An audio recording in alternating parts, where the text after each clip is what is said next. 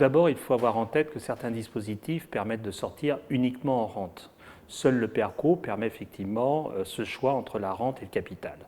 Alors, je crois que tout d'abord, il faut analyser les paramètres fiscaux, mais les paramètres fiscaux sont fluctuants dans le temps par définition, puisque souvent, quand on a 30 ou 40 ans et qu'on bénéficie d'une rente au moment de son départ en retraite, d'ici là, la fiscalité peut changer. L'autre point qui est important, c'est la durée de vie de l'individu, puisqu'en fait, l'avantage de la rente, c'est quand même d'être certain d'avoir un montant qui vous est attribué. Si on s'appelle Jeanne Gallement ou qu'on suit ses pas en matière de longévité, je pense que c'est important de savoir que quoi qu'il arrive, jusqu'à son décès, eh bien, nous bénéficierons d'une rente. En revanche, si effectivement on veut sortir en capital, le capital peut s'épuiser et donc une fois que le capital sera épuisé, il ne restera plus rien.